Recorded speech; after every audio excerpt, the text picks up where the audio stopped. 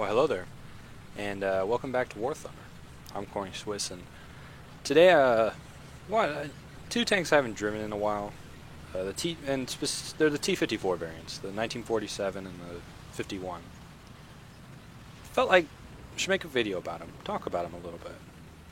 In this first battle, I'm driving the T-54 1947 on realistic battle game mode. And coming over this hill, the first thing I spot is a Jagdtiger.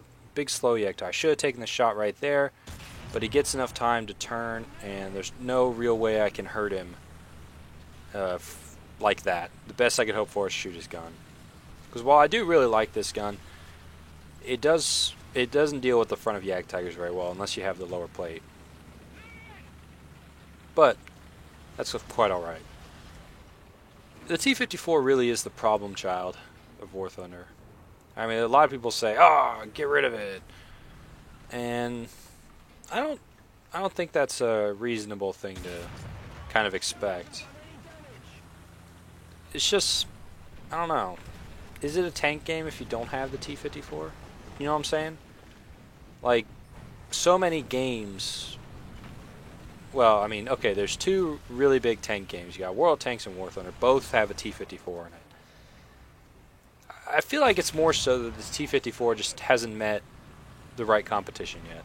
And I feel like in the future when, I guess, Gaijin revisit the later tiers of the German tanks and when we get American tanks and British tanks, I think the T-54 will be kind of put in its place.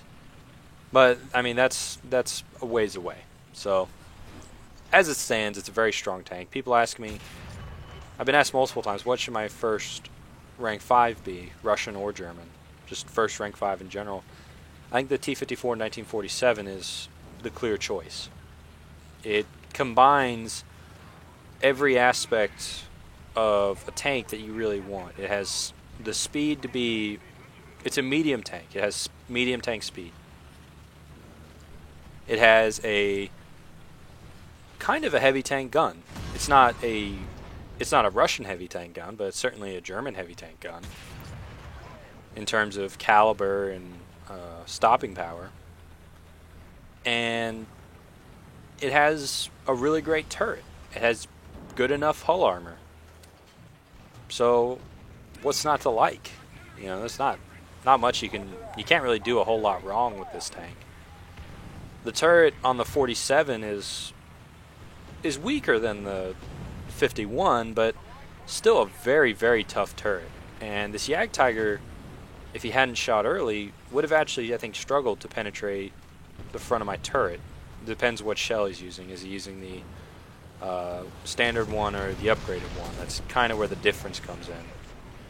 But when you fire in a Jagdtiger, you're immediately open to, I guess, I struggle to say the consequences, but it really is the consequences of firing and not eliminating your target at such close range. And I don't feel bad trying to goose a shot out of a Jagdtiger in this tank, because I know at certain angles I really don't have very much fear. I can get knocked out, have been knocked out, but realistically it's just not... You always take chances when you're at close range with enemy tanks in this game, so my chances aren't as bad as they could be, I guess.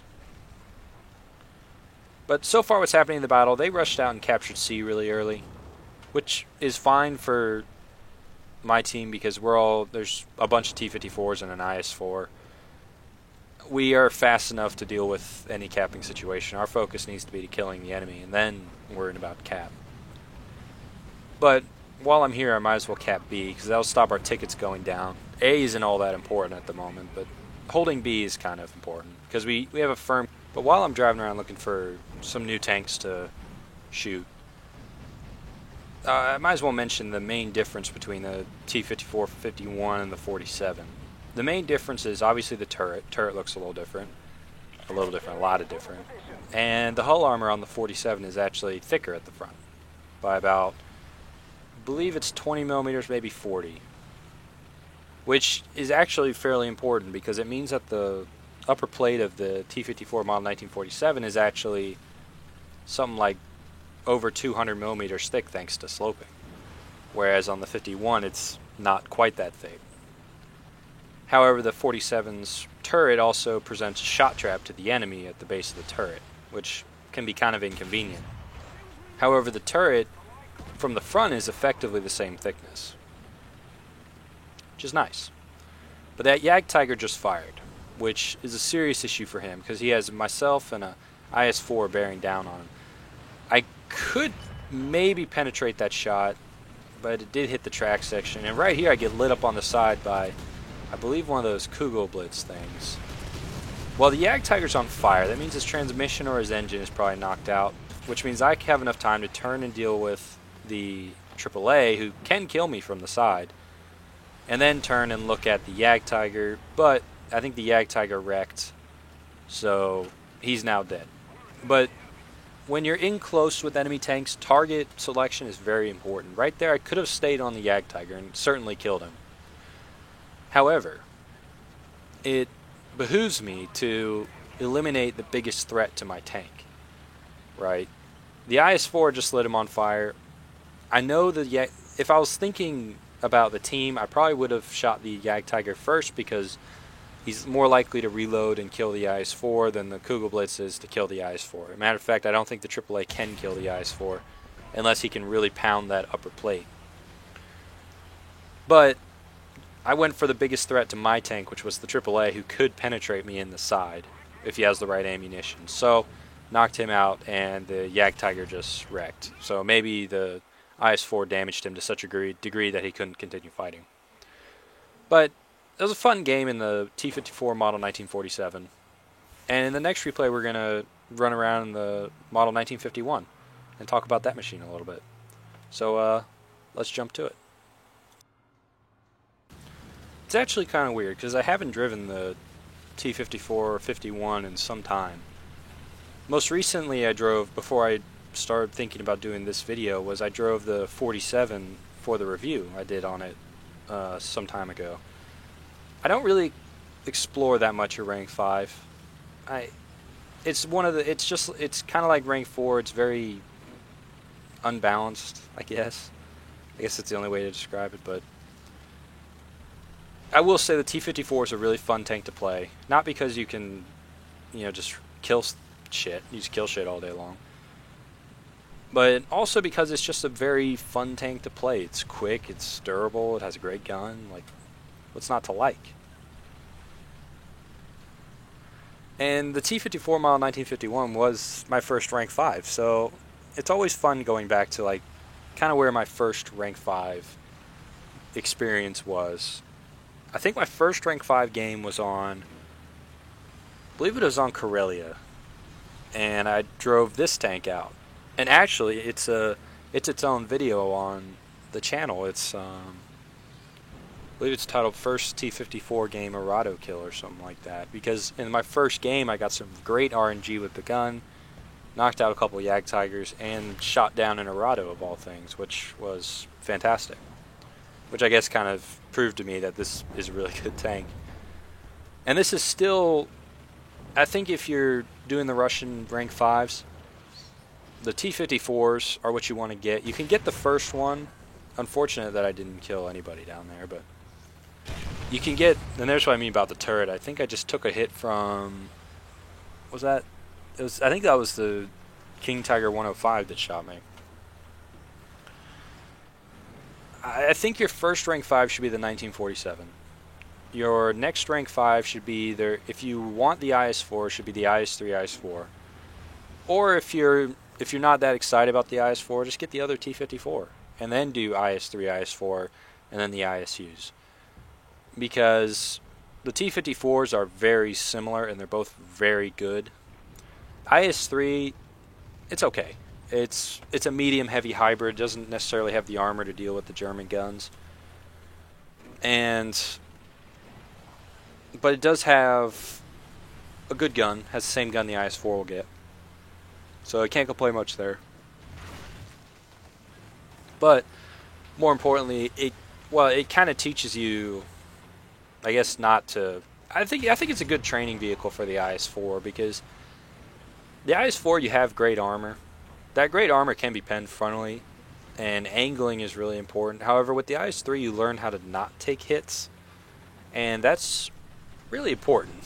You know, learning how to, I guess, approach the battle in such a way to not take hits but still be effective is key to doing well. Getting hit is never good. And what's happened so far is the King Tiger 105, poor Jagdpanzer IV came over the hill and he was put out of his misery, but my buddy in the T-54 has been knocked out. He was over there next to me. And the King Tiger is waiting on the other side of that corner. He knows I'm here. So I call Artie on his position, and he just came out of the side there just too slow. I mean, if he was going to redo that, he should have come forward with his front angled, or he should have side-scraped it. The artillery is not likely to cause significant damage to him. I find that sitting in the artillery strike is not... I mean, it's not the best plan, but it's certainly not a bad one, if that makes any sense, because... okay, in this Jagdtiger, that's a debatable life choice. He gave me the lower plate, and, you know, he kind of pays the price for that. Generally not a good idea to take the Jagdtiger up on a slope like that. It doesn't have a powerful enough engine to do that effectively. But from this position, I have complete control over this part of the map. And now I'm going to move forward to try and clean up this Ferdinand, because he's kind of the last real threat we're being faced with over here. And this is where the T-54 really, really shines. Once the kind of combat breaks down and you have tanks going forward and the battlefield constantly evolving, that's when the T-54's speed, its general effective turret, or general just effective armor, really comes into play, because 1v1 it's probably the best, I guess, duelist tank in the game. In the sense that, well, at rank 5 at least, I'm sure you can find a better one at lower ranks. Rank for rank, I think this one's the best. Because at close range it has good enough rate of fire, a great turret, so that if you can get up next to them and hug their face and things like that, it's not likely they'll be able to do a hell of a lot about it. It's quick, so it can close distance on people. And it packs a lot of punch in the gun, so it's just an all-round really strong package. It's probably the most... I would say it's the most complete rank 5 in the game, just because it has so many different things going for it. It has a very strong turret, very good front armor, not so great on the hull, but it's decent. It'll save you a couple times. And a good gun. And it's fast. So what can you complain about? But I really do hope they do something to bring this thing back into the competitive atmosphere, because right now it's in the stratosphere. It dominates rank 5. I don't think I've ever really struggled to win games in a T-54. Not because I'm a good player, because, you know, I'm okay. Not great. It's just, in my opinion, that much better of a machine, thanks to, one, because it's so good, but also because it gets 2 spawns, which is really overpowered for this tank. So I really hope we do see some new machines for the Germans specifically, to kind of give them that extra competitive edge. I think if your flavor for the Germans is to have, you know, heavier tanks, you know, long-range snipers, then there needs to be something else. Long-range sniping is okay. That's unfortunate. I missed that guy. But this is weird. How didn't I die there? What? I thought definitely one of his bombs hit me. He did crash. Maybe that's it. One thing this gun isn't great for is hitting planes. Yeah. But I hope they do something with the Germans. I think if you're going to characterize the late-tier Germans as long-range snipers, then give them tanks like the E-75, just big guns on decently mobile platforms with good armor. Yeah, they suffer from the same problem that the T-54 exploits so well in Yag Tigers and King Tigers and Furties, but at least they're that much better at what you want them to do, if that makes any sense. If you want them to be long-range snipers, they'll be the best long-range snipers, and that's just their flavor. From then on, it's teamwork. It comes down to how well does your team work to keep each other safe, which ultimately is important. Teamwork is always important in a team-based game. So I hope you enjoyed my little rambling about the T-54. It's a great rank 5. If you're grinding the Russians, it should be your first one in my opinion, the 47 at least. So thanks for watching. I've been Corny Swiss, and I'll see you next time.